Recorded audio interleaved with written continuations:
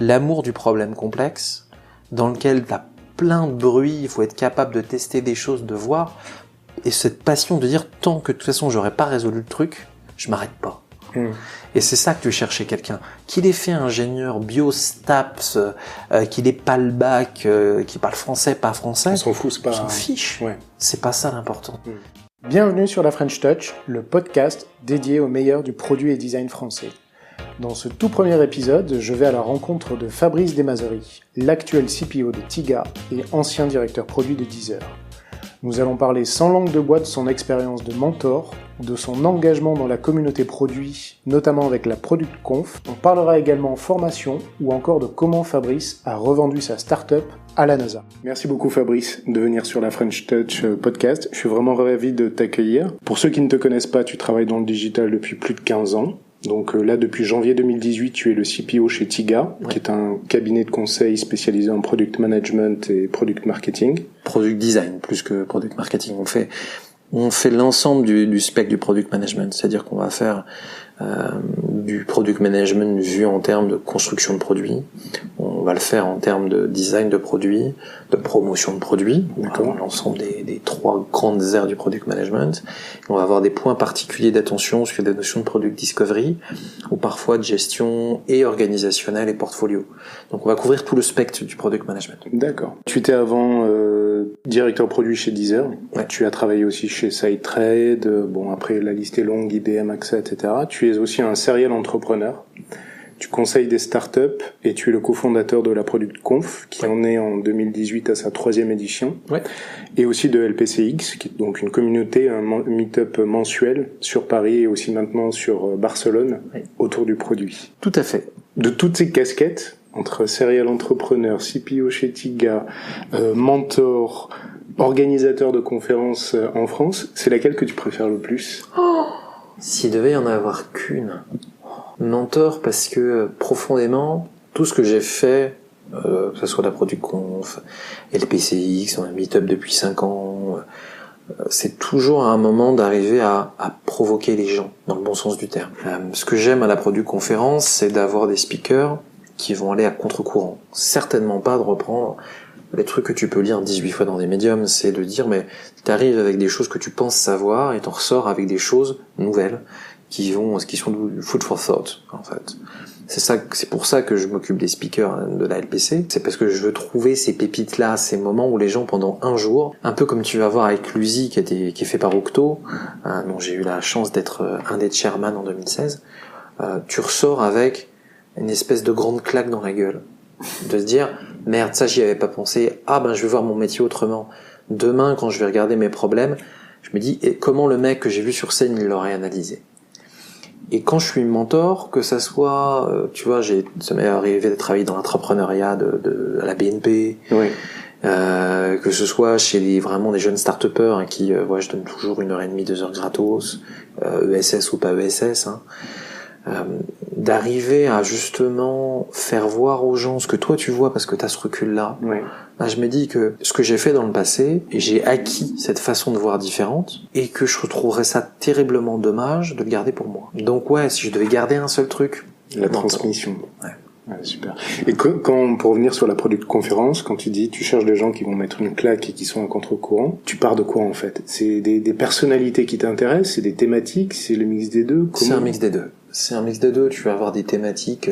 Moi, par exemple, j'en ai marre que des gens disent à peu près n'importe quoi sur l'IoT, sur les chatbots. Ouais. En fait, je vais être franc, j'en ai marre des articles de Madines. Non, mais je vais être franc. J'en peux plus. Je relisais ce matin, on est à combien de 40 millions d'euros levés en France des startups ? On tient les comptes. Bon. C'est du public communiqué, c'est inintéressant au possible. La vraie question de pourquoi Everroad a levé de l'argent, on s'en fiche. Le truc, c'est t'es dans un monde qui est pas sexy du tout. Pourquoi aller faire un produit dans un monde qui est pas sexy ? La vraie question, elle est là. Ouais. Est-ce que tu peux faire du sexy dans un monde pas sexy ? Ça me fait penser, c'est Jean de Kimaventure qui dit qu'il adore les entrepreneurs qui vont aller justement dans les univers les plus chiants possibles. Mais parce que c'est là où il y a souvent des capacités de remettre les choses en cause. Exactement. Tu prends Mano par exemple. J'ai la chance d'avoir une sœur qui travaille chez un grand concurrent classique. on dirait, de ce domaine du bricolage, la maison, la déco, les jardins. À Noël, elle me dit, disons que Mano, ils nous font mal. Et ça me rappelle les discussions qu'il y avait avec Philippe, le cofondateur, Philippe Bechanville, qui disait, c'est quand même dingue, parce que notre site est moche, notre app est moche, on a un panier moyen qui est pas énorme, et pourtant, on fait x10 chaque année. Donc c'est de dire à quel point les acteurs traditionnels étaient restés avec leur cul posé sur la chaise, à surtout rien faire d'autre que des campagnes à la télé et d'affichage. On entretient le monopole. C'est ça. Et de dire finalement, je développe de plus en plus ma propre marque pour arriver à faire le plus grand nombre de marges. Et c'est tout. Et finalement, t'es donc du scale, mais dans le sens, t'es uniquement dans du gestionnaire. C'est-à-dire que tu as tué toute notion d'innovation. Ce qu'un Decathlon, par exemple, a réussi à ne pas faire. Ouais.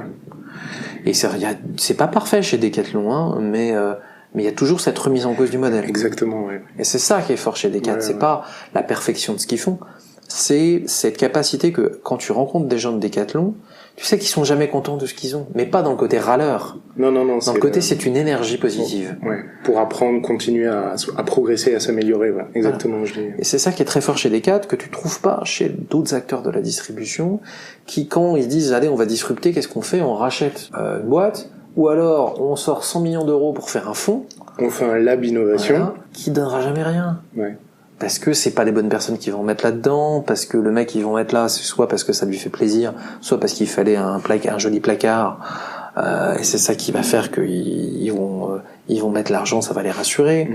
On a des cas de grandes banques où tu vois des initiatives qui sont géniales de base, mais ils arrivent à la pervertir dès le début dans la façon de sélectionner les projets, dans la façon de non accompagner les gens qui vont mettre dans ces projets de start-up. Des start-up internes, ouais. Parce qu'ils font n'importe quoi, mais parce qu'ils y connaissent rien. Ouais. Donc ils peuvent pas l'inventer à un moment. Par contre, ils pourraient avoir l'humilité de faire venir des vraies personnes. Le seul exemple que je connais aujourd'hui d'incubateur corporate, il y en a peut-être d'autres, hein, mais c'est vraiment le seul que je connaisse moi, dans lequel je pense qu'ils ont une bonne approche, c'est AXA, avec Camet. D'accord. Par exemple, tu as Frédéric Dermer, qui est l'ancien Head of Product de Blablacar, qui est CPO de Fixter, qui fait partie des entreprises qui ont été incubées et financées via ce fonds qui s'appelle même pas AXA. Oui, c'est ça. Voilà, ils ont fait le choix, qui est assez symptomatique dans le sens positif du terme, de ne pas accoder ça à AXA et de leur laisser une vraie indépendance. Tu prends dans l'autre sens des rachats intelligents comme ce que font la Banque Postale et la Poste. Quand tu rachètes KissKissBankBank, par exemple, aujourd'hui tu laisses une vraie liberté à KissKissBankBank, tu fais ce choix-là. Et c'est une vraie intelligence. Et c'est ce qu'a fait très bien Xebia avec Tiga, UX République et autres. C'est de dire, soit tu as des petites initiatives dans lesquelles de toute façon on mettra pas assez de focus, parce qu'on peut pas faire du focus partout, les commerciaux feront pas de focus là-dessus, donc ça va être dilué. Donc si je fais ça en interne, ça va rien donner. Xebia a trouvé un moyen de faire entre les deux, qu'elle est de dire, mais finalement, on n'a pas envie que vous partiez, que vous soyez loin de nous, on a envie de continuer à travailler ensemble, on peut pas faire ça dans Xebia, faisons finalement une espèce de galaxie, dans lequel on va vous aider, on va vous donner de l'argent au début, on prend une part, et finalement exactement ce que fait un eFounders, et on va vous fournir des contrats au début, on va peut-être continuer à travailler ensemble, mais après vous prenez votre indépendance. Aujourd'hui, UX République, WeScale, Tiga, qui sont tous dans la galaxie de Xebia, sont toutes nées de la même façon. Tiga, on est 50, WeScale, ils sont un peu plus de 25 aujourd'hui, avec des dirigeants qui sont pas inféodés à Xebia, qui ont juste, c'est des cousins. C'est pas une fratrie, c'est des cousins. Après, le diable est dans les détails de savoir justement quel est le lien financier qu'il y a entre toutes ces structures. Mais il n'y a pas de dépendance financière. Donc si à un moment Tiga, WeScale ou UX République dit, écoutez Xebia, on a décidé de faire ça, et tant pis si on se marche un petit peu dessus. The Family, ils ont Pathfinder, que je connaissais pas. Donc Pathfinder, l'idée c'est justement de remettre le monde des corporates avec celui des entrepreneurs dans une démarche, alors ils appellent de survalorisation, c'est-à-dire qu'on va prendre le meilleur des deux mondes. On met les ressources financières, logistiques des corporates à disposition d'entrepreneurs ambitieux avec la définition de KPI. Et donc on évite le côté sous-traitance. Voilà, c'est de la surtraitance qu'ils appellent ça. Je trouve que la démarche était intéressante de se dire corporate, c'est pas ton business, t'as pas les commerciaux, tu vas pas savoir faire. vouloir faire un lab d'innovation en interne, ça va être concrètement foireux. Ouais. Laisse ça à des gens qui ont la motivation, qui ont l'agilité, et par contre met à disposition les infrastructures, que ce soit logistiques ou financières, qui permettent de développer avec cette espèce de pointillé capitalistique. Et voilà. Alors dans leur modèle à eux, je sais que c'est au bout de X années, ils récupèrent 100% de l'entreprise créée. Ouais. Je connais, ça peut paraître un peu paradoxal, je connais très peu The Family. Oui. Voilà. Pourquoi ça serait paradoxal ? Parce que je suis dans le monde des startups mais j'ai toujours pris une distance par rapport à la folie des startups actuelles. C'est ça. Pas parce que je regarde ça de haut n'importe quoi, mais je me sens pas concerné. Voilà. Je suis dans mon domaine, j'aime aider des entrepreneurs. Je me rends compte que je leur retourne le cerveau habituellement d'une heure et demie, 2 heures. Donc je me dis qu'il y a quand même un manque quelque part. Et donc c'est bien que si les gens viennent me voir, ils attendent pas le même discours que The Family, que Station F et tout ça. Bon. Moi, ce qui me fait un petit peu peur avec ces approches-là, mais ce qui me fait peur sans le connaître, c'est le côté, encore une fois, 1984. T'as des mecs qui disent des choses sur scène, il y a des gens qui les regardent, vas-y, nourris-moi. Ouais. Et en fait, encore une fois, ne remettent pas du tout les choses en cause. C'est presque ce qui me dérange un peu. Après, tu vas avoir, à côté de ça, certaines personnes que je trouve brillantes. Jean, de Kimar, qui est un mec que je trouve est intellectuellement brillantissime. Il a des réflexions sur certains modèles qui sont hyper fortes parce que justement il a ce côté de pattern matching. Oui. Parce que oui, Kima fait beaucoup de petits deals. Ouais. C'est ce qu'on leur reproche un petit peu. Ouais. De l'autre côté, ils en voient tellement. C'est un côté machine, soit, mais ils arrivent à prendre le recul, ce que beaucoup de gens n'arrivent pas à faire. Après, alors je me fais pas défenseur de The Family pour le coup, mais eux voient exactement la même chose. Ouais. C'est-à-dire qu'ils ont des centaines de milliers d'entrepreneurs qui tapent à la porte à longueur de temps. Tu vois, je les avais rencontrés pour Pathfinder parce que ça m'intriguait. Ouais. Ils identifient des problèmes qui sont des purs problèmes business, le dernier étant lié à Kiloutou. Ouais. Voilà. Mais ce sont des purs problèmes business d'entreprise de ces tailles-là, donc qui n'a rien à voir avec ce qu'un entrepreneur lambda pourrait venir en disant je vais révolutionner le monde du BTP. Donc je trouvais ça intéressant et ça rejoint ce que tu dis sur Jean, qui est ils sont surexposés à la fois au corporate et aussi aux problèmes identifiés par d'autres personnes. Moi, disons que je me méfie toujours des groupes. Je les juge pas. Y en a qui vont te dire oui, c'est sectaire, moi j'en sais rien, je suis pas rentré dedans, donc je serais mal avisé de les juger. Il y a certainement beaucoup de gens brillants où Sama a quand même une capacité qui fait verdir d'envie quand tu fais des conférences de faire venir des gens du niveau, quoi. Voilà, tu te dis merde, si vous me filez le carnet d'adresse pour la Producon, je serais ravi. Mais voilà, je me suis peu intéressé parce que je suis dans ce qu'ils font, ils le couvrent très bien. D'accord. Par contre, d'avoir effectivement réussi à secouer les choses, d'avoir fait une marque aussi forte, ce qui est bien, c'est d'avoir donné une vraie visibilité comme Station F. Je me cherche toujours l'autre côté que de dire est-ce que tu donnes pas qu'un seul modèle. Station F, c'est quand même, enfin, je suis désolé, je trouve ça triste, moi, Station F. C'est une bulle. À un moment, moi, product manager, dont le boulot est, alors j'aime pas ce truc-là parce que tout le monde l'annonce bêtement, get out of the building, va avoir des problèmes réels, sort de, j'ai entre 25 et 35 ans, je suis blanc, mâle, j'ai fait une grande école, et je m'auto-reproduis, je m'auto-clone, si tu veux. C'est un concentré. C'est un concentré de consanguinité quand même. Et c'est toujours mieux que rien. Enfin, vraiment, c'est toujours mieux que d'avoir un truc splitté où les gens partagent pas. Mais j'ai fait de start-up banlieue, j'essaye encore aujourd'hui de continuer à me dire qu'est-ce que je peux apporter, moi, petit blanc aux yeux bleus caucasien canon noble, qui suis quand même la caricature du modèle, de me dire moi je juge les gens pour ce qu'ils sont et pas pour ce qu'ils paraissent être, et donc je préfère aider des gens qui n'ont pas d'aide à côté, soit parce qu'ils refusent ce modèle-là, soit parce qu'ils n'y ont pas accès, ou qu'ils s'auto-censurent, et donc de dire là je peux apporter de l'aide et avoir une valeur que d'autres n'ont pas leur donner, donc je suis peut-être pas la meilleure valeur, mais en tout cas je leur en donne, que de participer à The Family, que de me faire voir et tout ça. Non, c'est un endroit fermé, il y a rien autour, il y a pas de vie autour.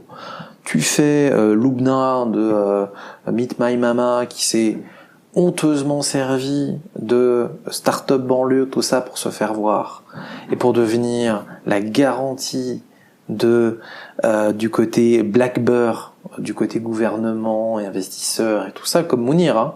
Oui. À un moment, c'en est ridicule. C'en est ridicule. Lubna, elle a fait ça pour son ego. Elle a raison. Hein. Parlons de start-up banlieue parce que je trouve l'initiative elle est géniale. Excellente, ouais. Moi, j'y peux rien. Enfin, C'était l'année dernière. Ouais, je suis pour rien dans l'initiative. Ils étaient une vingtaine de personnes. Ouais. Agrégées petit à petit, hein, évidemment. Il y a eu une volonté, à la base profonde, de faire bouger les choses, et pas par des gens qui, bizarrement, venaient de banlieue. C'est-à-dire que la volonté, ça a été poussé d'une fille qui était à Dauphine. Après, tu peux être à Dauphine et venir de banlieue. Complètement, mais elle venait pas de banlieue, elle a pas vécu dans la banlieue, elle a vécu dans le 17e, ou Okay. si tu veux, son enfance. Elle est clairement d'origine maghrébine. C'est la seule chose qui, finalement, pouvait faire un pont. Et comme quoi, t'as pas besoin de venir de banlieue pour penser à ça. Tout ça, c'est agrégé autour. Et moi, j'ai été appelé pour être mentor. Ils ont des idées, ils ont un côté... Enfin, c'est très caricatural quand je dis ils ont, je suis désolé. Il y a des censures différentes, pas aux mêmes endroits. Donc, par exemple, les projets qu'il y a eu des projets qui n'étaient pas viables. Et c'était pas grave. T'as un exemple en tête? Un truc sur le lait de Chamel. T'avais au petit stade. C'était un projet de dire, finalement, moi j'aimerais bien voir le match de foot, mais j'ai pas Beansport.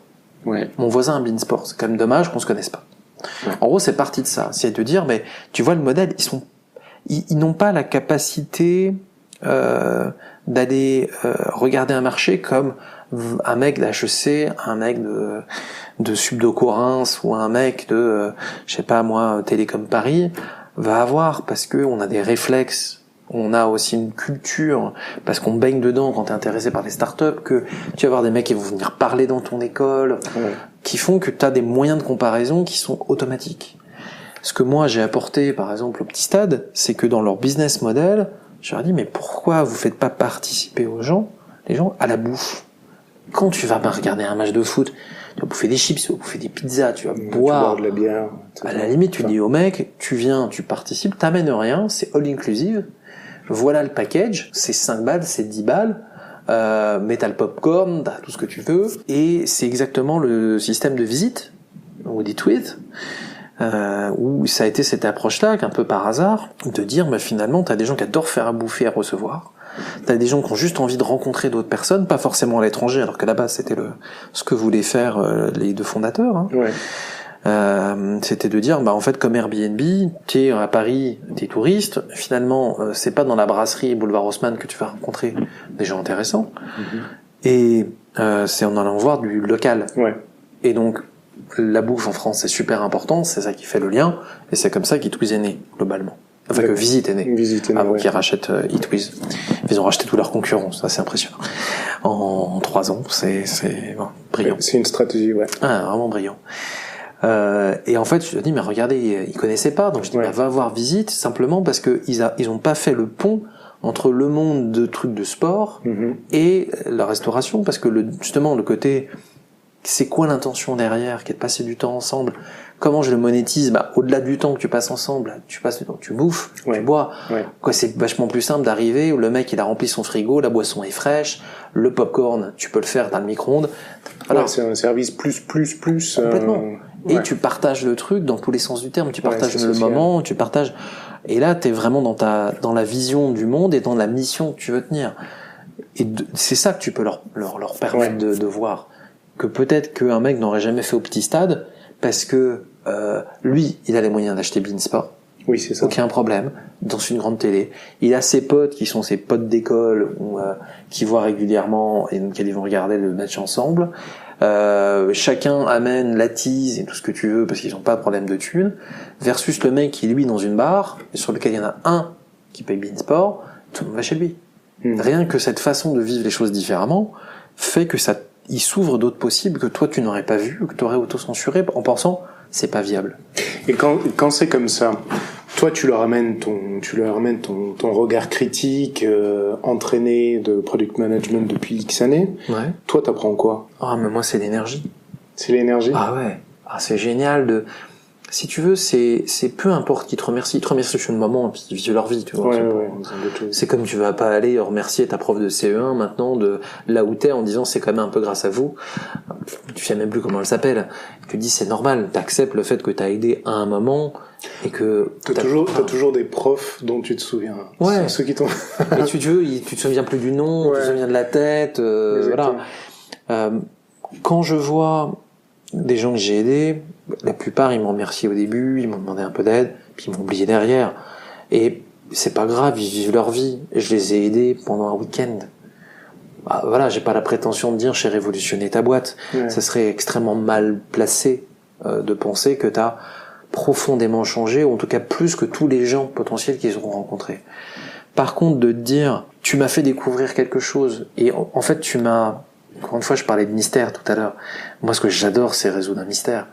Tiens, à un moment, tu me fous dans un truc, je peux passer des heures et des heures à essayer de dire comment ça marche, ce truc crypté, là, c'est pas possible, il faut que je le résolve, tu vois. Bah, en fait, il m'apporte des nouveaux mystères. Et donc, moi, je kiffe, de rechercher, on pourrait faire comme ça, tiens, va creuser ça, moi, je testerai ça. En fait, c'est toute cette mécanique hyper naturelle qui me provoque du plaisir. À un moment, c'est très égoïste, hein. J'auto-kiffe, je m'auto-kiffe c'est le moment où tu rentres dans le flow et où tu t'éclates et qu'est-ce que ça fait du bien. Et donc ça me suffit de me dire je les ai aidés, c'est cool parce que tu vois des gens, t'as l'impression que tu les as rendus un peu plus heureux ou un peu plus confiants ou n'importe quoi. C'est suffisant. C'est une énergie hyper, c'est positif. Complètement. Je partage à 100%. Donc c'est un win-win, c'est un échange dans les deux côtés. Chacun y trouve quelque chose. C'est pas mercantile. Ça fait juste du bien, quoi. Pour terminer peut-être sur ce point des gens à contre-courant. Comment tu veux les chercher là? Pareil. Tu rencontres, tu regardes, tu rencontres, tu vas bouffer avec les gens. Enfin voilà, c'est aussi con que ça. T'as des gens super intéressants, mais que tu verrais jamais à l'après du conf, hein. Clairement, il y en a. Pour moi, ils ont pas ce qu'il faut, parce qu'ils ont pas l'histoire qu'il y a derrière, parce que ils le vivent pas complètement. Et ça, tu le ressens quand tu discutes avec les gens. C'est quoi? C'est un storytelling sur là où ils ont... C'est quoi? C'est un storytelling, c'est une passion. Il faut des gens habités par les choses. Si tu mets quelqu'un sur scène qui s'emmerde, il faut emmerder tout le monde. Non mais, à un moment, c'est la réalité. C'est-à-dire que s'il kiffe d'être sur scène, et moi, c'est mon rôle. Moi, je m'occupe de la speaker experience à la LPC, en fait. À la limite, que les gens dans la scène soient pas contents, je m'en fiche. Je caricature, évidemment. Mais ce que je veux, c'est que les mecs, ils arrivent sur scène, ils savent qu'ils sont dans des bonnes conditions, ils savent comment ça va se passer, ils savent qu'on va les présenter, ils savent ce qu'on a dit d'eux, ils maîtrisent la communication autour de tout ça, et ils peuvent s'éclater sur scène. Et je sais que s'ils s'éclatent sur scène, les gens vont s'éclater dans la salle.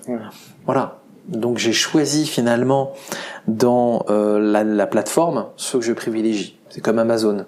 Je privilégie le speaker parce que je sais que derrière le speaker est content. Tout le monde est content. Positivement, c'est content.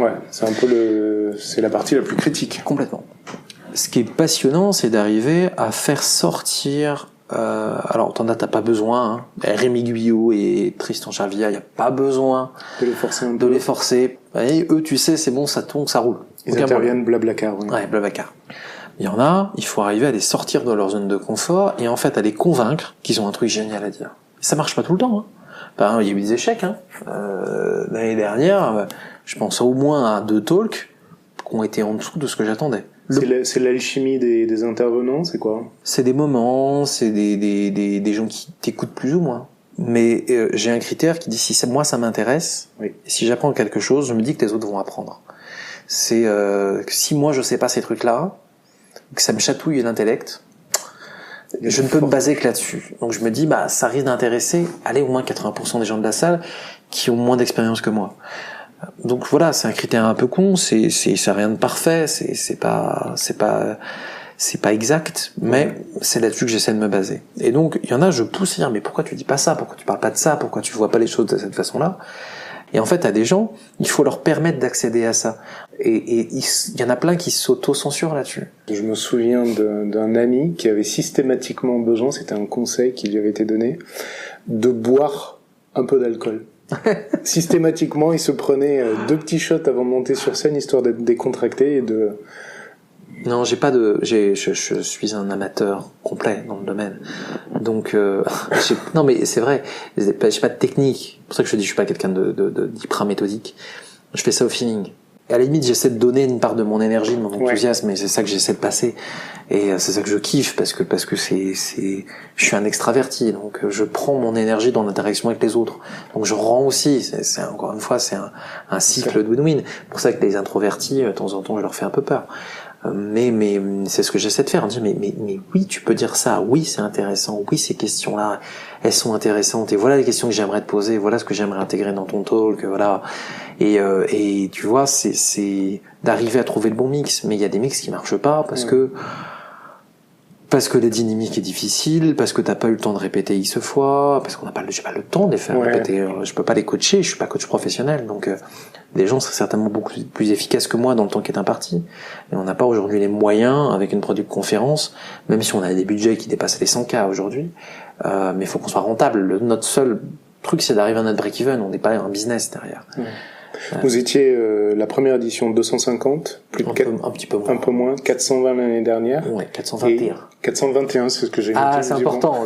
C'est comme 42. D'accord. Voilà. Et cette année, vous avez prévu 500 à peu près. À peu près 500. Ouais, 500. On est on track. Ouais. Après, tu sais jamais, mais de toute façon, dans le dernier mois, t'as des gens qui achètent des palanquets de tickets parce qu'ils attendent le dernier moment pour prendre leur billet. Notre but, c'est comme ça soit accessible. C'est pas d'avoir 500 personnes qui payent 3 fois le prix. On préfère avoir 1500 personnes qui payent le tiers. Oui, parce que l'ambition à terme, c'est pas d'être la conférence à 3000 € le ticket. Non, surtout pas. Accessible au corporate, en fait. Ouais, non, surtout pas. L'USI a un côté génial, Moi, j'ai adoré. Enfin, si les gens ont les moyens de se payer l'USI, il faut aller à l'USI. Ça, tu te prends une baffe intellectuelle avec des gens brillantissimes en face de toi, qui te disent des trucs auxquels tu n'aurais jamais pensé tout seul. Quand t'as Brian Muirhead qui est responsable des missions pour Mars de NASA, que finalement j'ai connu moins par mon parcours, mais quand tu fais venir un Neil Armstrong, une Bettencourt, pas celle qui est morte, celle qui... Oui. Pardon madame.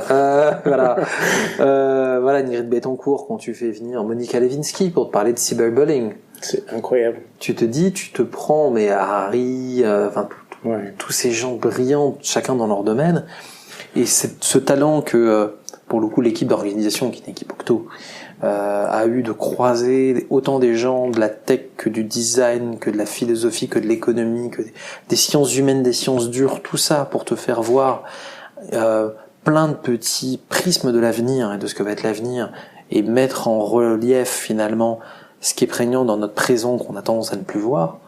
Ouais, tu sors de là, en fait t'as redécouvert que ton cerveau pouvait te faire mal. C'est comme un muscle sur lequel t'aurais été retiré. Ton cerveau, t'es crevé, mais ce plaisir intellectuel que t'as de sortir de ta flemme. Éprouvé, ouais. Complètement, c'est un vrai plaisir, quoi. C'est la bonne fatigue du sport, là, c'est du sport intellectuel. On n'a pas la prétention d'être capable de faire ça. Pourquoi? Parce que c'est un side project. Ouais, l'ambition de départ, c'était de faire un truc parce qu'il y avait rien.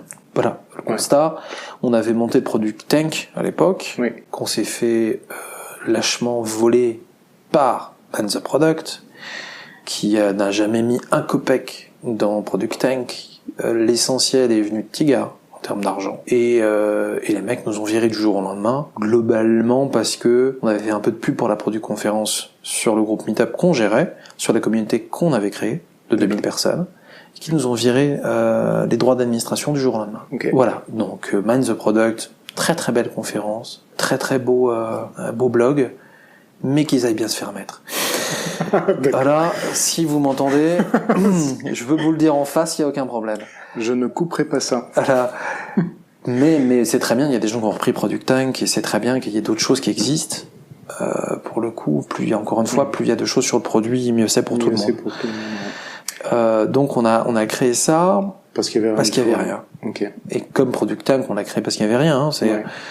À un moment, se dire c'est quand même pas normal que dans un pays comme le nôtre, dans lequel il y a autant de gens doués, autant de gens intelligents, qui ont chacun leur prisme différent, qu'on puisse pas, faire parler de ce métier, montrer qu'il n'y a pas besoin d'être ingénieur ou de sortir de telle école pour être capable de faire ce métier, que c'est un mindset avant un skill set. Toutes ces choses-là, devait être dite. Ouais.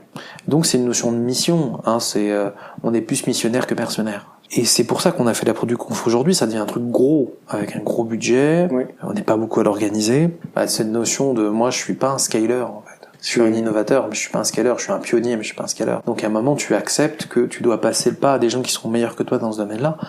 Simoncini l'avait très bien dit à l'époque où il a vendu Mythique, où finalement les gens me disent ah c'est pas normal, tu vends une pépite française. Mais ça m'emmerde. Je ne suis pas bon dans la capacité d'aller gérer des trucs à la taille du monde avec 100 et quelques pays. Exactement. Et puis ça m'intéresse pas. Ça m'excite pas. C'est à peu près ça qu'il disait. Je suis pareil. Donc si demain on doit avoir 1500 personnes sur 3 jours, j'en serai peut-être parce que je serai dans l'équipe d'orga, le comité scientifique, je sais pas quelle connerie. On me mettra gentiment un titre pour que je me taise. Mais j'aimerais qu'on garde cette taille normale. Comme Tiga, c'est pour ça que je suis allé chez Tiga, c'est que Hugo et Alexandre, qui sont les deux cofondateurs, ne veulent pas être 500 personnes à Paris. Ils disent 100, 120, voilà. Éventuellement dans plusieurs pays, tu vois, avoir X fois Tiga dans plusieurs pays. Ouais.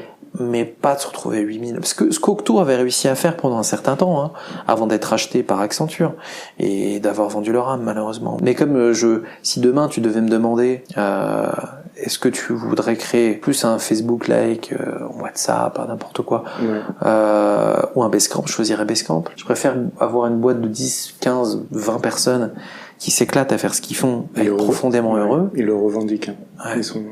Que de faire une boîte forcément pour qu'elle grossisse. Tu parlais de revente. Ouais. T'es la seule personne au monde que je connaisse qui a sur son CV, revendu, j'ai fait 3 startups, j'en ai revendu 2, une à Havas International et la deuxième à la NASA. Ouais. Revendre une startup à la NASA. Comment est-ce possible?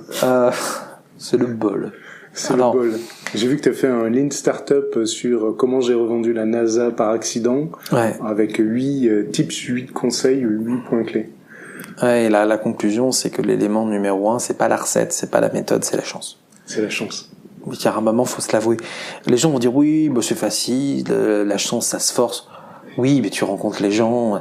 C'est sûr que c'est pas en restant chez toi avec ton cul posé sur ta chaise que tu rencontres les bonnes personnes. Mais tu sais jamais si c'est la bonne personne. T'en sais foutre rien. Moi, ça a été un coup de bol, c'est-à-dire que j'ai déjà rencontré mon associé, Peter, qui est un mec qui a pas le bac et qui doit avoir le QI le plus haut que je connaisse. Comme quoi, le système éducatif est pas toujours parfait, et pas qu'en France, parce que c'est un pur londonien. Tu l'as rencontré où? Je l'ai rencontré là-bas. Et Peter, c'est un type qui est quasiment infocusable. C'est-à-dire que c'est le concept même de l'ex-enfant surdoué. D'accord. Qui a jamais été dépisté, mais quand on connaît quelques-uns, et encore de voir, moi je vis avec une femme qui fait un certain nombre de bilans, et tu vois très très bien. Elle fait des bilans de zèbres atypiques. Voilà, tout à fait. Et c'est un atypique pur, Peter. C'est tellement évident. Et Peter. Tu l'es toi ou pas? Ouais. D'accord. C'est pas, je suis une caricature aussi, mais une caricature un peu différente. Et Peter, c'est un type qui est passionnant parce que passionné. Gros complexe sur certaines choses, entre autres de non-légitimité, parce qu'il a pas son bac. Et c'est lui qui a creusé un truc qu'on appelle la variabilité cardiaque, qui est connu depuis les années 60. Enfin, à un moment, il n'y a rien de très nouveau, mais qui l'a tiré dans ses retranchements. C'est-à-dire que là où chaque personne voyait dans son petit monde comment utiliser ce truc-là, lui il disait attends, il y a plein de points communs. Donc lui il a fait ce côté pattern matching, typique de l'atypique, à un moment. Typique de cette capacité à avoir des patterns que les autres ne voient pas. Et il a dit, à un moment, mais moi je l'utilise pour plein de trucs, il a utilisé dans du coaching, et quand on s'est rencontrés, à la base je cherchais du boulot à Londres. Ça n'avait rien à voir avec cette rencontre. D'accord. On s'est vu 1 heure à la gare, on devait se voir 1 heure, on a passé 8 heures ensemble. 8 heures ensemble? Ouais. C'est-à-dire qu'à la base, il voulait parler que de mon CV, tout ça, que... Mais c'était lui qui te recrutait? Non, j'avais envoyé mon CV en avance de phase à des cabinets de recrutement, ce que tu fais toujours à Londres. Ouais. Je travaillais pour toi, et le mec m'avait répondu « Écoute, faut qu'on se parle, ton CV est à chier. » Et au milieu de tous ceux qui te faisaient des circonvolutions pour... en fait, tu savais très bien que tu étais une marchandise qu'ils allaient vendre. Le seul qui m'a dit « Écoute, ton CV est à chier, faut qu'on discute », c'est celui-là que j'avais envie de rencontrer. Et Peter, c'est devenu un ami évidemment extrêmement proche. Il s'était retrouvé, il a eu un cancer, et un de ses amis, à un moment, lui a apporté un capteur, un bouquin, un logiciel. Il a dit, plutôt que de regarder les mouches voler, tiens, je suis sûr que ça va t'intéresser. Et il s'est passionné par ce truc-là. Et quand je suis arrivé dans sa vie, il m'a proposé, justement, dans cette discussion, en disant, écoute, voilà, je pensais pas du tout de parler de ça, mais j'ai ce projet-là. Et évidemment, moi, je suis tout de suite parti là-dessus. Et en fait, c'est comme ça qu'on s'est connus. C'est un hasard total. D'accord. Et en fait, comme il n'a pas de connaissances sur le côté technique, ça a été de dire, mais quel cas d'usage. Et donc, on a énormément pivoté. Parce que t'arrives avec un moyen qui est le cœur. Les gens comprennent pas comment du cœur t'es capable de voir si le mec est en train de ressentir une émotion. Ouais. Et quel type d'émotion. Parce que tout le mécanisme de dire, en gros, c'est un écho de la boîte noire que tu as dans le corps qui s'appelle le système nerveux autonome. Qui finalement est ta boîte noire parce que c'est toutes les informations qui sont pas faites pour être au niveau de ton niveau de conscience, si tu veux, sont incluses là-dedans. Par design, elles sont cryptées. Elles ne sont pas accessibles à ton cerveau. Parce que sinon, ton cerveau exploserait, tellement déjà il a stimulé extérieur. Le problème, c'est qu'il y a plein d'informations qui ont beaucoup de valeur, mais qui sont illisibles. Donc comment t'arrives à rendre ces informations-là utilisables, à bon escient, et donc compréhensibles et actionnables. Donc comment d'un signal t'en fais de la data, d'un data tu fais de l'insight. Ouais. Toute la complexité, c'est déjà de le faire accepter qu'on est capable de le faire, de savoir dans quel monde tu veux le faire, parce que finalement c'est du tech push, c'est-à-dire que tu te retrouves avec une nouvelle techno, tu sais que tu peux régler plein de problèmes, tu sais pas par lequel commencer. Et t'as de l'hostilité aux algorithmes d'un côté, sur des mondes sur lesquels tu vas toucher à un savoir et une sécurité comme ce que j'ai fait quand j'avais fait ma première boîte sur le côté avocat. Légal, ouais. Où tu retires une part du pouvoir aux gens, c'est comme ça qu'ils le ressentent. Ouais. Et qu'ils comprennent pas que tu vas remplacer par quelque chose de mieux. Les médecins, c'est pareil. Il y a un côté, j'ai toujours fait ça comme ça. Moi, j'ai un grand-père qui était médecin, qui faisait ses radios lui-même dans son cabinet, parce qu'à l'époque, t'avais pas de radiologue. Je suis sûr qu'il y a un paquet de gens qui disaient mais pourquoi tu fais des radios? Moi j'ai toujours fait ça au tâté. Avant c'était on faisait des saignées. Donc il y a toujours une remise en cause et surtout sur ce côté où ta base de ton activité c'est ton savoir personnel. Ouais. Tu ne peux toucher que à des choses qui sont accessoires. Doctolib, ça a beau être le cœur du business du médecin, c'est pas le cœur de son savoir. Ouais. Donc c'est possible, c'est gérable. Tu commences à leur dire je vais te faire un truc qui va te faire de l'analyse à ta place. Oula. Mais là, d'autant plus que, du coup, ni toi ni Peter n'aviez la légitimité. Complètement. Donc on s'est adossé à un médecin et autres, mais qui n'était pas non plus une référence mondiale dans la cardiologie, parce qu'on ne voulait pas quelqu'un qui soit une référence mondiale dans la cardiologie. Vous aurez tiré en arrière. Ouais. Donc à un moment, tu creuses un truc, tu te renseignes, t'as 40 000 papiers de recherche, donc tu creuses. Et moi, qui suis ni ingénieur, ni médecin et autres, c'est passionnant parce que tu vois tout ce que tu peux en faire. Et à un moment, tu te tapes des portes et des portes et des portes et des portes. T'as des gens qui veulent l'utiliser à très très mauvais escient, ouais. Dont justement un opérateur télécom français qui a voulu nous racheter, enfin pas nous racheter, mais nous mettre un gros chèque sur la table pour qu'on fasse des choses qui étaient totalement contraires à notre vision. Et à un moment, tu dois être capable de dire non, parce que sinon tu vends ton âme. Et le mec comprenait pas qu'on dise non. Ah ouais. C'était en gros, mais vous êtes complètement taré, on vous met 700 000 euros sur la table là tout de suite pour faire juste ce truc-là, vous gardez l'indépendance. Et non, parce qu'on va perdre du temps avec vous, on va vendre notre âme, ouais. On va perdre la foi, et si on n'a pas la foi dans ce qu'on fait, ouais. Et je parle d'une foi totalement ratée, pour le coup, c'est mort. C'est-à-dire que si on n'y croit plus, voilà, on voulait tenir ce truc-là. Et c'est par itération où en fait en passant par des fourches codines et tout ce que tu veux, tu finis par devoir chercher des gens capables de faire un capteur, parce que personne n'était capable de faire le capteur qu'on voulait. Moi, mon approche, j'ai dit, peu importe le hardware, l'important c'est la data. Le problème, c'est qu'il faut que la data soit propre. Donc il faut que tu aies un minimum, à un moment, des choses qui existent pour tes cas d'usage. Donc tu pouvais utiliser, t'as des choses qui existent, mais pour les sportifs, avec des trucs comme Polar fait par exemple, mais qui évidemment limitent les cas d'usage. Et nous, on voulait pas limiter le cas d'usage, donc on voulait avoir un hardware qui nous permette au moins de faire tous ces tests nous-mêmes, et d'avoir un étalon pour après éventuellement aller choper des signaux de plein de hardware différents. Et c'est dans cette recherche-là on a fini par aller chez une spin-off de Philips qui était à Eindhoven, dire peut-être que ces mecs-là vont pouvoir nous aider. On fait une démo, les mecs sont sciés et ils nous disent est-ce que ça vous dirait de bosser avec la NASA?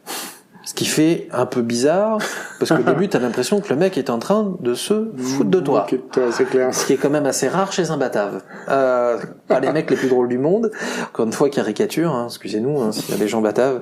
Mais bon, c'est quand même pas non plus l'image d'Épinal des Hollandais, que c'est des gros rigolos. Bon. Et effectivement, au moment, tu penses qu'ils se foutent de toi. Le deuxième, non mais il est sérieux, là. Et en fait, oui, ils sont sérieux. Et donc, c'est un hasard total. C'était improbable. Et ce n'est que parce que c'était improbable que ça a été possible. T'as du pur early adopter. C'est-à-dire que les mecs, c'est un besoin sur lequel ils n'ont pas de solution. Ils savent que ça peut leur coûter très très très très cher. Et donc, tu t'as trouvé ton early adopter et le fait qu'il s'appelle NASA, quoi. Mais par contre, tu dois lâcher ton bébé. T'as des choix, mais Peter continue à travailler avec eux.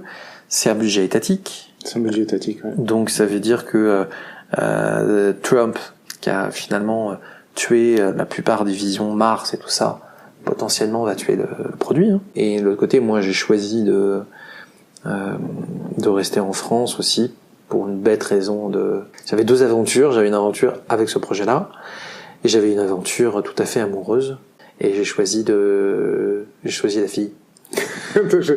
Nous voilà dans Will Hunting. C'est ça. T'as raison. J'ai choisi la fille et écoute, on est heureux et mariés, donc c'était un bon choix. Donc a priori ça va. A priori ça va. Si on revient un peu au product management, c'est quoi ta vision, toi, des méthodos qui sont utilisés à l'heure actuelle? Quand moi je vois les product managers d'aujourd'hui s'enthousiasmer pour des modèles sans les remettre un moment en cause, parce que c'est accepté comme étant en état de fait, plus personne l'attaque. Si tu veux, c'est pour ça que je conspue un mec comme Roman Pichler, parce que Roman Pichler, il a compris le jobs derrière la recherche des gens, quand c'est pourquoi je recherche un modèle, pourquoi je recherche un bouquin sur product management. Parce que j'ai envie d'un truc digeste que je peux prendre sur étagère. Et donc les trucs, pour moi, c'est un fatras de conneries. Il y a plein de trucs c'est élégant, c'est élégant, c'est le côté obscur. C'est facile, c'est élégant, tu vois. Et le truc, c'est que ça me gêne pas que certains artefacts, on les utilise comme ça. Moi, j'avais fait un article sur le Lean Canva qui est long comme le bras, mais que je peux faire sur n'importe quel artefact d'aujourd'hui en disant, quand je vois comment les gens utilisent l'agile, et les mecs, mais c'est hallucinant à quel point ils arrivent avec des convictions et qui veulent absolument rentrer dans un Canva. Que t'aies des gens qui soient dit, moi je te donne un package justement en disant, commence par faire tes gammes là-dessus, mais tu sais, c'est les roulettes du vélo. Tu vois, t'apprends à pédaler, t'as les roulettes du vélo. T'en as, ils vont plus ou moins vite à se mettre sur le vélo, d'autres ils vont plus ou moins vite à retirer les roulettes. Et puis t'as des casse-cous qui se pètent là, et puis de temps en temps, c'est pas grave. Et en fait, il y a toujours ce côté de, je veux bien montrer que je prends des risques, mais je veux bien avoir des rétrofusées sur le truc, mais si je pouvais garder les roulettes, ça irait bien, quoi. Je dis à un moment, c'est pas compatible. Et moi, ce qui me dérange profondément, c'est pas que quelqu'un me dise, écoutez, je sais pas, et pour l'instant, je me base sur la théorie, c'est que de voir des gens qui sont tous enthousiasmés, et que t'as 120 personnes dans la salle, dont pas un seul... Sens critique. C'est ça. Ils se disent... Là, je dis, merde, c'est 1984. Tu vois, je revois la pub d'Apple. Après, il peut y avoir l'effet de foule aussi. Tu veux pas te lever au milieu de 120 personnes en disant tu dis de la merde. Ah, mais c'est bien le problème. Mais c'est tout le problème du product management. Ah oui? Bien sûr. La base du product management, si je regarde les soft skills, t'en as deux. Savoir écouter, c'est pas absolument évident à tout le monde. Et savoir douter. Et le truc, c'est que, à l'école, on t'apprend pas à douter. Puisque quand tu sais pas, tu fermes ta gueule. Et à la limite, quand tu sais, de temps en temps, tu fermes ta gueule aussi. Au boulot, quand tu regardes les biais cognitifs, quand tu regardes que si véritablement les mecs se regardaient le trou en face et qu'ils se disaient, je suis CFO, mais je sais qu'on a, la prévision, c'est on a, par rapport au chiffre d'affaires l'année dernière, on va être entre moins 20 et plus 40%. C'est tout ce que je peux vous dire. Si je suis, honnête avec moi-même, c'est tout ce que je peux vous dire. Le mec dit ça, il est viré. Exactement. Là, donc, à un moment, il s'adapte. Mais le truc, c'est que c'est une espèce de gabegie que tout le monde suit, parce que c'est la règle. Tu sais, t'as tous, j'adorais dans Thinking Fast and Slow de Daniel Kahneman, qui est passionnant ce bouquin. Et quand ils ont regardé les gérants de fonds, ils regardent, je crois, sur 5 ans, les performances chaque gérant de fonds par rapport à la performance moyenne du marché. Et donc, il y a des années, ils sont au-dessus, des années, ils sont en dessous, et en moyenne, ils sont pas plus performants que le marché. Et en plus ils sont seniors, et moins ils sont performants. Comme marrant, tu te dis, attendez, a priori, les mecs sont seniors, c'est qu'au début, ils ont plus de doutes. Donc, ils triple-check les trucs. Et après, comme ils sont seniors, et qu'on leur fait confiance, ils prennent plus de risques. Et en faisant une expérience, ils se sont rendus compte qu'ils avaient autant de chances de résultats qu'un babouin qui lancerait des fléchettes pour dire j'investis à gauche, à droite j'investis pas. Mais c'est la citation de Warren Buffett. Ouais. J'investis dans une entreprise que si je sais qu'elle peut être tenue par un chimpanzé. Ouais. C'est hallucinant. Et les mecs le savent.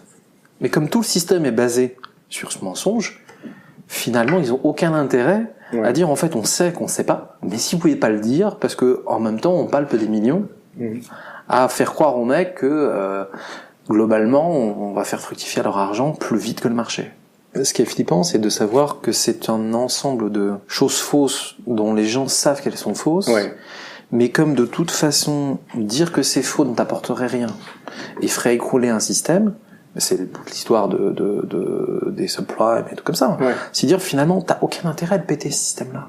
Enfin, il te fait vivre et puis de toute façon il y a rien d'autre pour le remplacer. Donc tu continues à survivre avec ça. Aujourd'hui, quand tu vois les patterns où tous les mecs se disent les feature teams c'est génial et tout le monde copie les feature teams, et aujourd'hui AXA ou BNP copient les feature teams en France, sans se poser réellement la question de dire pourquoi on a fait des feature teams, c'est pour rendre les gens autonomes et responsables. Si tu fais des feature teams sans rendre les gens autonomes et responsables, ça ne sert à rien. C'est de la culture. Complètement. C'est une question de culture. Et en fait, quand tu dis que Spotify aujourd'hui, ils ont toujours dit ne copiez pas notre truc. On a vu que vous étiez en train de tout copier. Arrêtez vos conneries. On a fait un article. Ouais, ça marche. Maintenant, il y a plein de trucs qui fonctionnent pas. Ça peut pas fonctionner dans tous les contextes. Et de toute façon, c'est une organisation. Comme tout organisme, il s'adapte. Donc, à un moment, c'est des tests, c'est des expérimentations. Ne basculez pas soudainement en feature team. Parce qu'on l'a fait. Comme si c'était la réponse à tous vos mots. Regardez les symptômes. Voyez les solutions potentielles. Expérimentez, mesurez, voyez si ça s'adapte, et puis si ça marche pas, continuez à adapter, quoi. Mais ce que tu dis là, ce que je trouve génial, c'est que quelque part, c'est d'appliquer la philosophie de la construction d'un produit à son modèle d'organisation. Bien sûr. Une organisation, c'est un produit dans lequel les utilisateurs sont des salariés, peu importe leur statut. Pour moi, c'est ça. Ce qui est difficile à faire comprendre, c'est que le coût de changer d'organisation, comme souvent on a tendance à prendre un pan entier d'un arbre hiérarchique pour le modifier, et on ne le modifie que dans certaines conditions, le directeur change et il faut qu'il montre sa patte et puis qu'il désigne quelques mecs qui étaient dans l'équipe d'avant. Soit c'est parce que le mec doit montrer du changement de toute façon pour pouvoir justifier pourquoi le mec avant n'était pas bon. Soit c'est parce que de toute façon, oui, il y a des symptômes mais clairement ça fonctionne pas. Et donc il faut faire quelque chose, et que on va regarder les modèles, ce qui est plutôt un bon réflexe, sans un moment regarder les symptômes et mesurer l'évolution. Et donc c'est rare que tu prennes juste un petit rameau de quelque chose pour changer, pour voir si ça bourgeonne, et ensuite de l'étendre et de voir si c'est adaptable pour tout le monde. C'est toute la problématique de l'agile, par exemple, où les mecs sont tous passés en Scrum. Et comme Scrum, ils se sont rendus compte que c'était hyper delivery, ils ont fait des mecs qui étaient des chefs de projet, je sais pas quoi, ils les ont rendus PO, en leur donnant pas la responsabilité réelle du produit. Donc tu te retrouves avec des troufions. Tu te retrouves avec des mecs qui, quand ils sont bons en agile, sont dogmatiques. Théodo, si vous m'entendez. Arrêtez, c'est plus possible, quoi. C'est-à-dire que c'est anti-product. Ce qu'ils font, c'est delivery. En fait, le PO devient delivery manager. Ce qui est très très bien dans des projets, ce que font très bien des Octo par exemple, où c'est hyper efficace. Par contre, on s'en fout de délivrer en fait. Si on délivre un truc qui n'a aucun intérêt, on s'en tape. Exactement. Et c'est ça le problème, c'est-à-dire qu'à un moment, à force de découper, de faire Scrum, ils se sont dit mais à l'échelle ça marche pas, on va Scrum à l'échelle, donc on va faire Safe. Et tu regardes le poster de Safe, tu regardes le mec qui est tout en bas, qui ne prend aucune décision, c'est le PO. C'est-à-dire que les mecs ont reproduit le système hiérarchique tayloriste à l'agile. Et donc, en gros, ils ont mis l'agile sous calmant, quoi. C'est-à-dire, en gros, c'est juste pour dire qu'on est agile. Par contre, on lui a coupé la plupart de ses bras, ses jambes, ses gonades. Et tu te retrouves avec un tronc d'agile, et tout le monde peut dire, c'est super, on est agile. Et ce qui est terrible, c'est que il y a des consultants, des coachs comme ça, qui entretiennent. Et en fait, c'est toute cette non-remise en cause dans l'agile, tu le retrouves dans le produit. Si les gens se regardaient en face, ils se rendraient compte que la conception même de leadership qu'on a dans les boîtes françaises est complètement erronée. Celui qui doit être le leader, je parle pas de totalitaire, hein, c'est pour ça que la notion de mini aussi du produit me va bien si tu considères de base qu'un CEO n'est pas un dictateur totalitaire. Il y a eu un thread dernièrement où le mec disait ça peut pas être CEO du produit parce qu'on ne veut pas un mec dictatorial. Je sais pas pourquoi un CEO serait dictatorial, ou c'est juste un mauvais CEO. Et de dire mais mon but c'est d'être entouré de gens qui chacun dans leur prisme sont meilleurs que moi et sont informés. Exactement. Et m'informent que je puisse moi prendre les décisions, puisque celui qui a les moyens c'est moi. J'ai les cordons de la bourse, et les cordons de la bourse c'est les capacités de développement, de design, de data. Donc à un moment, aidez-moi à prendre ma décision, je vais prendre une décision informée, je vais vous expliquer pourquoi elles sont là, en plus je vais faire des hypothèses. Si je me trompe, j'ai inscrit noir sur blanc que je prévois potentiellement de me tromper. Derrière, j'ai ce que je veux faire, je définis des objectifs parce qu'on est en train de faire des choses qui sont nouvelles sur un marché qui est nouveau, qui est en constante mutation, mais les développeurs sont pas des ouvriers, c'est des ingénieurs qui tissent des choses nouvelles constamment. Donc finalement, personne dans la boîte n'a envie de gens qui à un moment soient là pour dire tu fais que ça, tu te tais, tu développes, tu fais des tâches de 10 minutes pour ensuite livrer des choses dont on ne sait pas si elles sont utiles dans un temps limité, ce qui fait que soit tu vas être en retard, soit tu vas taper dans la qualité sur des specs qui sont inadaptés pour des gens qui en face ne vont pas remettre en cause leur modèle. Et ça, c'est le leadership d'aujourd'hui dans une boîte. Donc à un moment, il faudrait renverser le truc. Tu m'as démoralisé. Voilà. Non, mais ça se renverse petit à petit. Mais une vraie organisation centrée produit, c'est une organisation dans laquelle les gens sont là pour. Et je supporte pas ce mot-là, mais je vois pas comment quel mot français utiliser. La notion d'empowerment, c'est dire, mais en fait, donne-moi les moyens de prendre la bonne décision le plus possible. Donc arrête de me gérer comme un fournisseur. De toute façon, je n'ai pas besoin de toi en tant que PM pour avoir des idées de choses que je pourrais tacler. En gros, tu as besoin de moi. Donc c'est pas sois à mes pieds, c'est aide-moi à t'aider. Et cette démarche de se dire, mais en fait, c'est pas que les autres sont accessoires, c'est que les gens sont là pour apporter ce support, au vrai bon sens du terme. C'est pas la fonction support comme la fonction secondaire qu'on regarde un petit peu de côté, c'est au contraire, vous êtes là pour me permettre, moi, de voir plus loin. Voilà. Donc la notion de capitaine dans un bateau, c'est ça. Si t'es totalitaire en tant que capitaine dans un bateau, tu finis avec une mutinerie. Là, c'est aidez-moi. Et oui, on a des gens qui vont être un peu plus galériens que les autres parce que c'est les développeurs. Mais faut arrêter de les prendre pour des bêtes galériens, quoi. Les mecs, ils ont choisi d'être là. Et s'ils rament, ils savent pas pourquoi ils rament. Mais c'est souvent d'ailleurs les premiers les plus curieux. Enfin, de mon expérience, les développeurs sont ceux qui vont aller trifouiller et essayer de comprendre le pourquoi du comment. C'est ta première ressource. C'est la ressource la moins rare. Finalement, quand t'es product manager. Donc, faut à fond se reposer sur les développeurs, faut arrêter de penser que les développeurs sont là pour coder, ils adorent concevoir, ils adorent remettre en cause. Pourquoi tu crois qu'il y a justement cette espèce de dichotomie ou de tension entre développement tech d'un côté et produit de l'autre? Pourquoi on en est là? Je pense qu'il y a un côté très, alors il y a un côté culturel en France. On est quand même les spécialistes mondiaux de la SS2I. Enfin, de l'ESN, pardon. Prise de service numérique. C'est le nouveau mot des SS2I depuis quelques années. On dit plus SS2I. C'est le problème d'avoir toujours eu cette dichotomie, justement, entre le métier, comme si les autres n'avaient pas de métier. Je trouve ça très bizarre comme mot, moi. Globalement, le business, donc les demandeurs, de façon générale, et la partie tech, qui avant était quand même appelée DSI. Toutes les boîtes dans lesquelles les mecs qui devraient tous être uniquement CTO sont soit DSI, soit et CTO et DSI, ou CIO, pour son petit mot, c'est quand même un symptôme. De prendre des boîtes comme, alors ça change, mais des ventes privées, des Sarenza, des Aramis Auto, qui sont en fait essentiellement des boîtes B2B, ils se concentrent sur le supply. En fait, à partir du moment où tu as le supply, tu considères que de toute façon, c'est bon, ça va aller.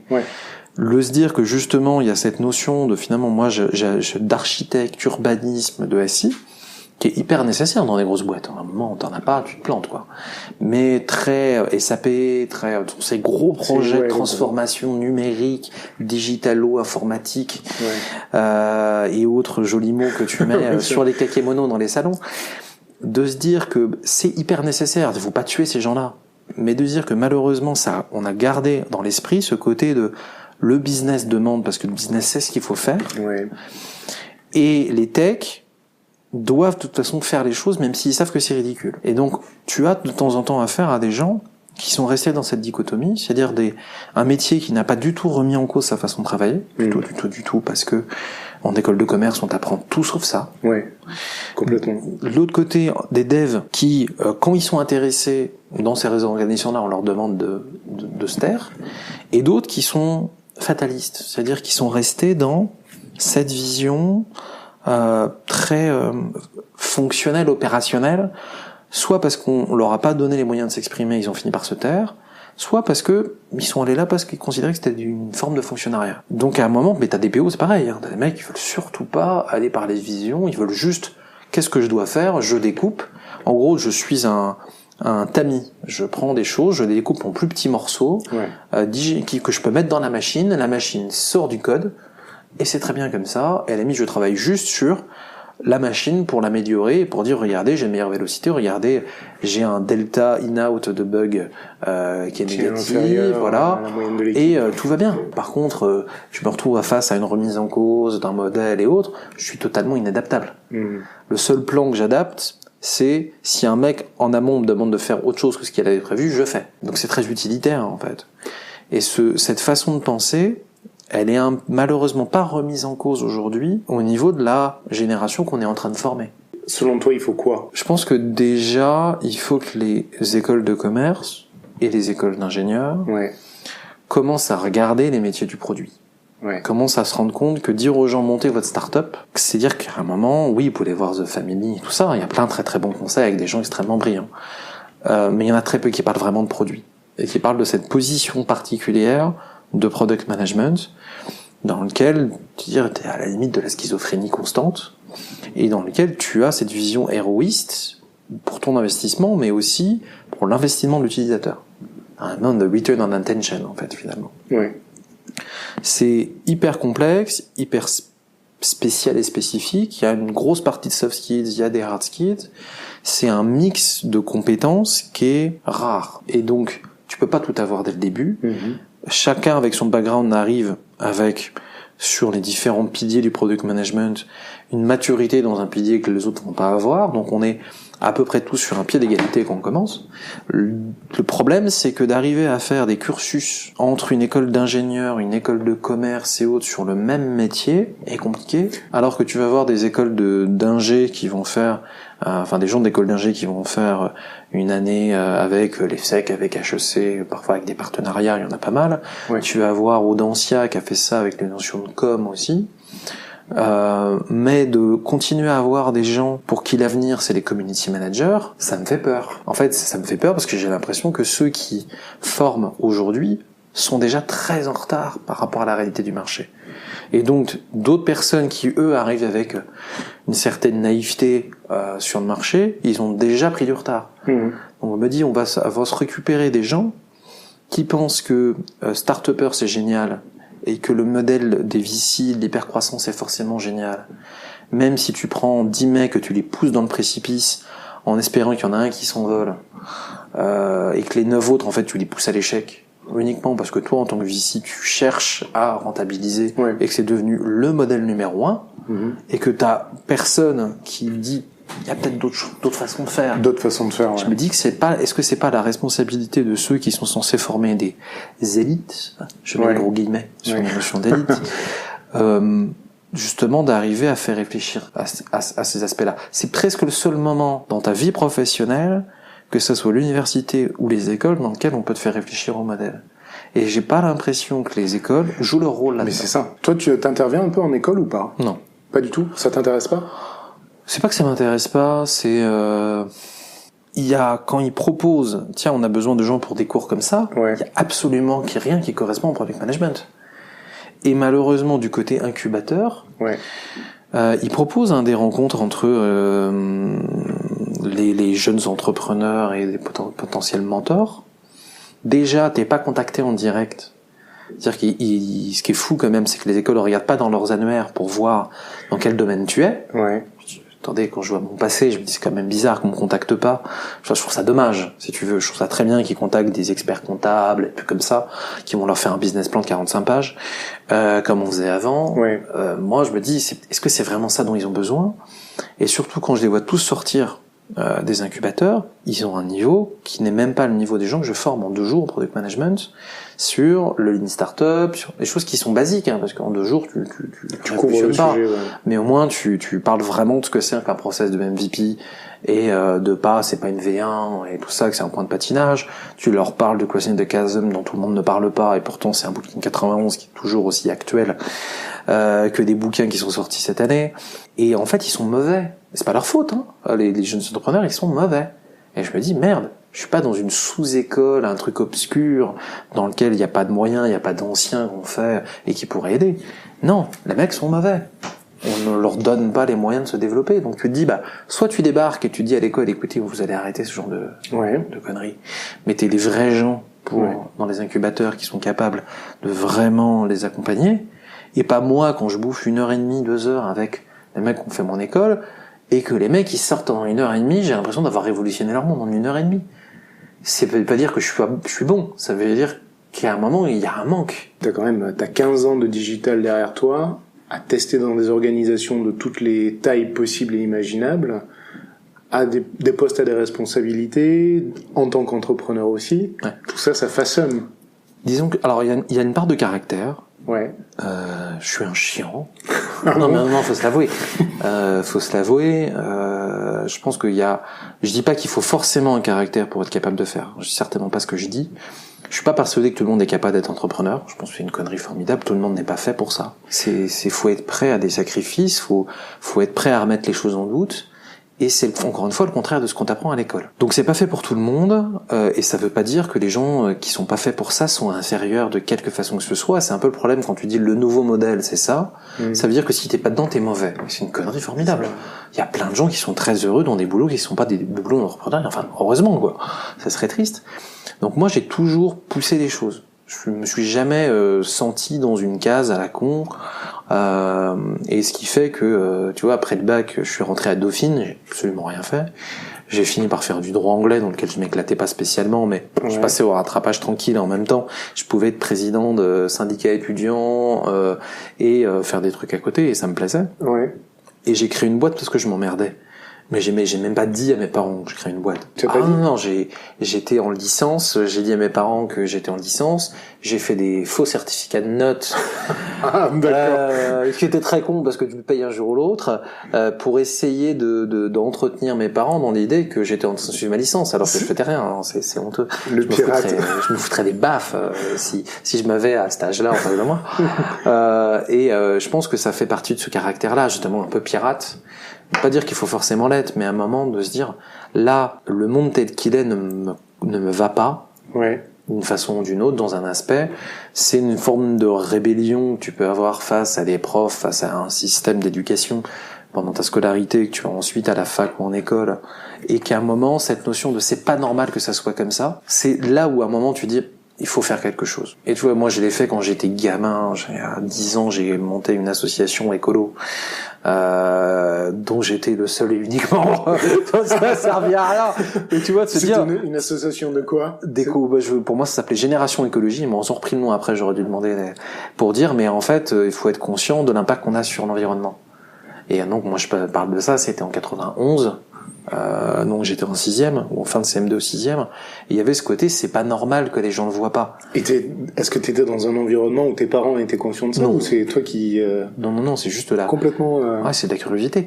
Mais de côté, j'en ai rien fait, tu vois ce que je veux dire. On peut pas dire, j'ai monté un truc, on a révolutionné, comme t'as des gamins aujourd'hui qui arrivent à le faire. Mais je pense que ça fait partie d'un caractère où à un moment tu remets les choses, tu dis, est-ce que c'est normal que ce soit comme ça? Non, c'est pas normal. Pourquoi personne ne le voit? Donc à un moment, tu as une notion de lutter contre une anormalité ou une injustice. Et c'est une question de caractère de ne pas supporter ça. Et à un moment, tu as des gens qui font très bien avec, tu as des gens qui tournent la tête, puis tu as des gens qui s'y attaquent. Et moi, je fais partie des gens qui s'y attaquent. Et j'en tire aucune fierté. Hein. C'est vraiment...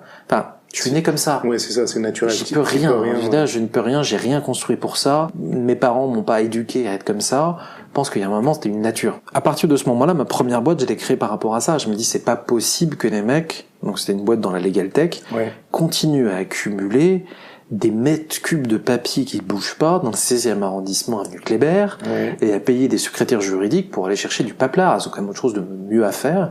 Et c'est pour ça que j'ai voulu créer ma première boîte, dire attends, c'est pas une notion où uniquement il y a une opportunité, c'est complètement con. Et ce que les gens ne voient plus comme un problème, toi tu le regardes avec un prisme différent. Et ce qui est exactement le product management, c'est un moment, c'est connect the dots. Ouais. Il y avait un super jeu sur iOS il y a déjà quelques années, je vais faire un vieux con en disant ça, mais c'était des blueprints, tu sais, des modèles. Et tu devais tourner en fait, puisque ça avait été cassé en X couches, et à un moment trouver un alignement pour voir avec la perspective le blueprint réel. C'est pas si vieux que ça, hein. J'y jouais l'année dernière, ça. Encore? Ouais. Non, c'était voilà, distorsion du c'est possible. Pour moi, le product management, c'est ça, c'est qu'à un moment, tu arrives à relier des points.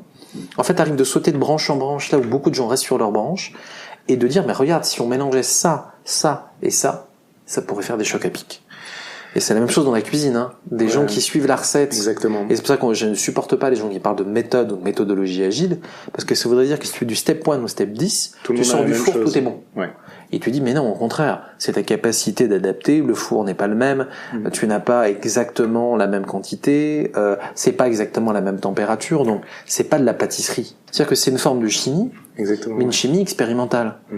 Et j'ai eu l'honneur d'être colocataire d'un nanosmic. Un nanosmic, c'est quelqu'un qui naît sans odorat. Et oui, ça existe. Et au niveau de la cuisine, il fallait trouver un autre moyen de s'exprimer. Donc il fallait s'exprimer par les textures uniquement. Par les textures. Donc tu fais un steak, pour lui c'était du carton. Ça n'a aucun intérêt. Donc à un moment, tu dois trouver d'autres façons de lui faire aimer la nourriture. Et donc il était incapable de faire à manger. Un plat normal. Par contre, il s'éclatait à tester des choses en termes de chimie au niveau de la pâtisserie, parce qu'il disait j'essaye des choses et visuellement et en termes de texture, tu sais si tu as atteint ce que tu cherchais. Donc c'était sa façon de s'exprimer, il avait trouvé son canal à lui. C'est fou ça. Et cette adaptation-là, moi ça me fait toujours réfléchir à chaque fois que je regarde un produit en me disant est-ce qu'il n'y a pas un autre moyen de voir le problème plutôt que uniquement le mien?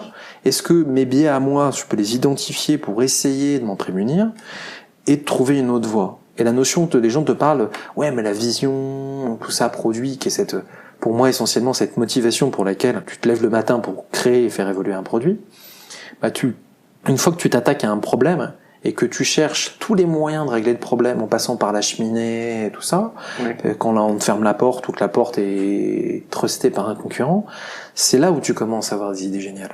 Tu vois, là pour la Product Conférence, il y a Roger Voice qui va venir. Et ce qui est amusant, c'est que quand j'étais allé voir la VP produit, Barbara, justement, moi, ce qui m'intéressait dans l'histoire, c'était pas que ce soit pour les sourds. T'es pas là pour faire pleurer dans les chaumières. Ce qui était intéressant, c'est de montrer que si tu t'attaques à un problème qui te tient à cœur, tu n'as pas la même approche que si t'es là pour pisser de la feature. Et c'est ce qu'elle va présenter à la Product Conférence. Et d'une certaine façon, le produit d'appel qui est être la voix de l'utilisateur pour les sourds, et d'avoir des gens qui vont venir en disant, finalement, c'est quoi faire un produit tech for good? Mais c'est la même chose que faire un produit normal. C'est simplement que le problème te tient à cœur, que l'impact, tu vas peut-être le mesurer un peu différemment, mais les règles sont les mêmes. Le truc, c'est comment tu peux importer cet amour du problème de ton utilisateur. La passion du problème. Complètement. Une fois que tu arrives à avoir ça, tu travailles chez AXA, tant qu'on te laisse faire, chez AXA, BNP, des groupes qui ont du mal parce que c'est des paquebots, et tu peux pas leur reprocher d'être des paquebots, ils ont une responsabilité énorme, et ils ont des centaines de milliers d'employés, donc ils peuvent pas être aussi agiles qu'une petite boîte. Mais quand tu peux importer cet amour-là et le partager dans une équipe, et de dire ma roadmap elle est pas là pour sortir de la feature, elle est là pour régler le problème, et par quelle étape on peut, là ça marche pas, on va prendre une autre, et puis comment on saura qu'on va dans la bonne direction, on va essayer de le mesurer et d'atteindre ça, et on va se poser des questions. Là ça change tout. Faut savoir, faut aimer résoudre les mystères. Alors, en fait, des gens qui sont product managers et qui n'aiment pas Sherlock Holmes, qui n'ont jamais fait d'escape game, c'est pas uniquement de la curiosité, c'est l'amour du problème complexe dans lequel t'as plein de bruit, il faut être capable de tester des choses, de voir, et cette passion de dire tant que de toute façon j'aurais pas résolu le truc, je m'arrête pas. Et c'est ça que tu cherches chez quelqu'un. Qu'il ait fait ingénieur bio STAPS, qu'il ait pas le bac, qu'il parle français, pas français. On s'en fout, c'est pas... On s'en fiche. C'est pas ça l'important. La façon d'y arriver, tu l'apprends. Si t'as cet amour-là, cette façon de penser, de vouloir régler le problème du là, moi je te forme n'importe qui. Hein. C'est vraiment pas un problème, quoi. Le reste, c'est du détail. C'est la carrosserie, quoi. Mais c'est hyper intéressant parce que là, je m'intéressais ces derniers temps à la formation. Ouais. La formation product manager, PO, enfin bref, spécifique au produit.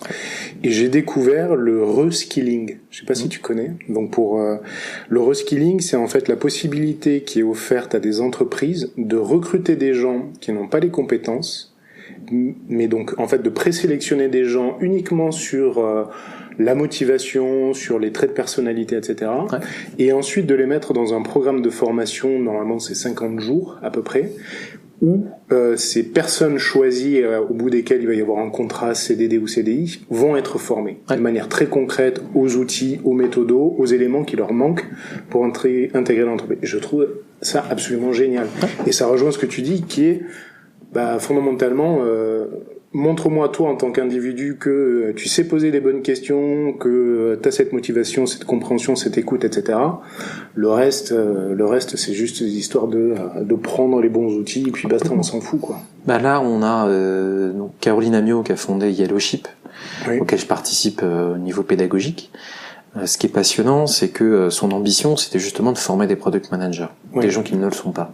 Et en recreusant le truc, en parlant de l'ambition, moi j'ai une conviction qui est très personnelle et qui est certainement très biaisée, que si tu veux former des gens au product management, il y a énormément de pratiques, mais qu'il faut les confronter aux problèmes réels du product management. C'est de te dire, finalement, tu vas pas avoir beaucoup de moyens. Tu vas devoir galérer à trouver des gens, tu vas devoir te planter, tu vas devoir, avec ton crayon et ton papier, dessiner des trucs pour essayer d'exprimer ce que tu veux en sachant que potentiellement tu te trompes. Donc en gros, comment tu peux te taper toutes les portes du product management d'une certaine façon que tu vas être obligé d'enfoncer, et on se donne 1 mois et demi plus 2 semaines, donc au total 8 semaines, pour pouvoir les former. Il faut leur montrer la réalité, il faut qu'ils comprennent le type de réaction qu'ils vont avoir, qu'ils apprennent sur eux-mêmes, et c'est ça qu'on leur fait. C'est cette espèce de sprint marathon, dans le sens, 6 semaines, au bout de 6 semaines, ils ont 2 semaines pour préparer leur cas, et regarder les datas qu'ils vont continuer à accumuler, continuer à faire de la recherche s'ils veulent, à remettre en cause constamment ce qu'ils ont fait, et à la fin, ils ont une soutenance. Et là, si j'arrive pas à les faire se engager d'une façon ou d'une autre par des gens derrière, c'est qu'à la limite, c'est les recruteurs qui doivent changer leur façon de voir les choses. Et là, à la limite, c'est pas la faute des candidats. T'es sur un projet comme ça, là? Tu travailles? Ça s'appelle Yellowship. Yellowship. Hyper intéressant. Et on le sort mi-septembre, en espérant qu'on ait suffisamment de candidats. C'est pas forcément évident de se faire connaître. Mais on le fait effectivement en 1 mois et demi, plus 2 semaines de travail supplémentaires.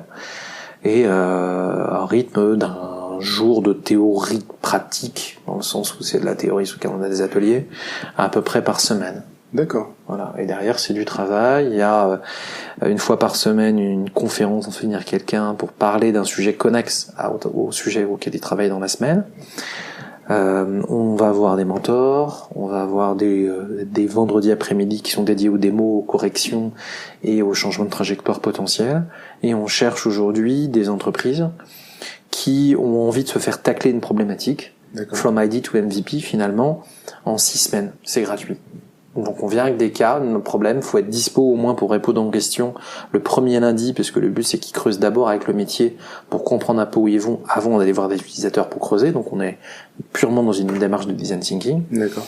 Et le tout c'est un peu d'implication pendant les démos et à la fin un rendu de travail et potentiellement des candidats qui auront compris le contexte et qui vont pouvoir voir l'œuvre. Et les candidats, comment Comment les sources? Ouais. T'as 2 types de candidats qu'on a visés aujourd'hui, on verra encore une fois, hein, ça reste des hypothèses. Des gens qui veulent être entrepreneurs et qui ont besoin de comprendre comment faire et comment construire un produit de zéro de façon frugale. Soit des gens qui justement sont en reconversion. D'accord. Donc je sais pas moi, je prends le cas de quelqu'un que je connais, qui s'il écoute le podcast saura que je parle de lui, qui travaille on va dire dans le marketing de façon très très globale. Et qui en fait se rend compte que dans son travail, il n'a pas la même approche que son équipe. Et il voit qu'il y a des différences, il voit qu'il y a une proximité avec les gens qui font le produit. D'accord. Et à un moment, tu remets en cause en disant mais attends, c'est pas normal quoi. Et ce que je vois, ce que vous me dites, j'ai l'impression que vous avez raison par rapport à ma propre équipe, je suis en porte-à-faux. Et en fait, c'est un mec qui est fait pour faire du produit. À date, là, aujourd'hui, tu dirais, c'est quoi tes gros points forts et c'est quoi les points sur lesquels tu souhaites t'améliorer?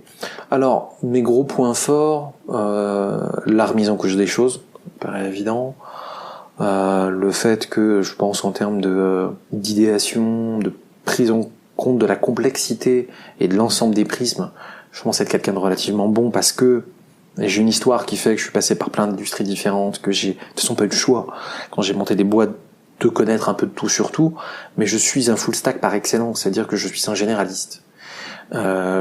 J'adore l'approche profondément du product design et de toute la psychologie qui est derrière, toute la découverte me passionne, mais parce que je suis marié à une psychologue, à un moment c'est pas pour rien.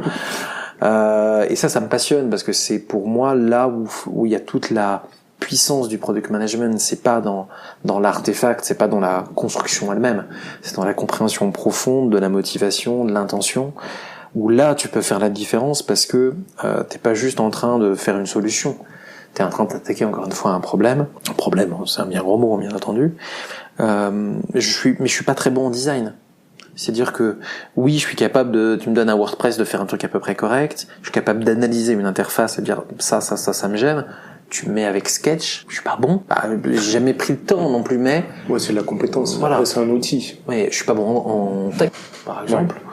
Je m'y suis intéressé parce que c'est quand même les gens avec qui tu travailles le plus. Donc, à un moment, si tu comprends pas leur challenge, comment tu peux avoir de l'empathie pour un utilisateur quand t'as pas l'empathie avec les gens avec qui tu donnes du boulot à faire, finalement, parce qu'à un moment, 8 heures par jour avec eux. Ouais. Tu dis, j'aimerais que tu fasses ça, et t'es incapable de savoir si c'est facile, pas facile. C'est comme si, je sais pas, tu construisais une maison, tu donnes un maçon à ça, tu dis, t'as estimé ça à 3 en Fibonacci. Ouais, c'est-à-dire que c'est un peu plus compliqué quand même que t'avais demandé à la base. Et si t'es pas capable d'avoir de l'empathie pour ça, il y a un problème, si tu veux. Pour moi, c'est la première empathie que tu dois avoir, c'est avec ton développeur, même pas avec ton utilisateur. Mais j'ai jamais codé de ma vie. Et je cherche pas à être bon en code parce que je sais que c'est pas ma force, et qu'à la limite j'ai des gens largement meilleurs que moi en code en face de moi. C'est plus sur les designs, la strat, la psychologie, même le lien entre le produit et la notion de growth, donc la psychologie et la notion de growth, que je préfère être bon parce que personne ne le fera à ma place. Voilà. Question de gestion de ressources. Par contre, pareil, je suis pas le mec le plus méthodiste du monde. Je pense être bon en agile, dans le sens où je me suis beaucoup renseigné, j'ai beaucoup vu et j'ai essayé de comprendre les principes sous-jacents et pas simplement, encore une fois, ce qu'il y avait au-dessus du niveau de l'eau. Mais je suis pas le mec le plus méthodique du monde. Je serai jamais un excellent consultant. J'ai peut-être un bon coach, mais jamais un excellent consultant. Parce que j'ai pas ce côté méthode, recette. C'est pas mon caractère. Je préfère être rond plutôt que carré. Chacun son truc. Je suis bon à être rond, y a pas de problème. Physiquement, ça se voit. Mais je suis pas très bon pour me faire rentrer dans moi rond dans un trou carré, si tu veux. Donc clairement, moi, j'ai des faiblesses là-dessus. Et en termes de com, par contre que je suis pas bon. Les gens me suivent parce que j'ai une autorité naturelle. Mais par la pratique, par la volonté de faire grandir les gens qui reconnaissent. Je pense pas que les gens que j'ai managés dans ma vie me considèrent comme un mauvais manager. Par contre, il y a certainement des gens qui sont largement meilleurs que moi pour dire la même chose de façon beaucoup plus acceptable et beaucoup plus fine que moi. D'accord. Et là-dessus, voilà. Et Hugo est un bel exemple de merde. Quand il écrit des trucs et quand j'écris des trucs, tu vois que t'as quand même une compétence qu'il a que j'ai pas. Voilà. Ça, c'est indiscutable. Okay. Merci encore, Fabrice. Ouais, je t'en prie. Voilà, c'est tout pour la French Touch. Encore merci à Fabrice pour son temps et pour son retour d'expérience. Merci à vous d'avoir écouté. Si ça vous a plu, abonnez-vous à la French Touch sur votre application préférée. N'oubliez pas de laisser un avis, 5 étoiles de préférence, sur iTunes ou Apple Podcast. Ça va beaucoup m'aider à bien référencer le podcast et à le faire découvrir à d'autres personnes. Vous pouvez aussi m'aider à améliorer la French Touch en m'envoyant vos feedbacks ou vos suggestions directement sur Twitter, @lafrenchtouchfm. Vous pourrez retrouver tous les liens, les livres et autres qui sont évoqués par Fabrice dans cet épisode directement sur le site www.lafrenchtouch.fm. Merci beaucoup et à la semaine prochaine.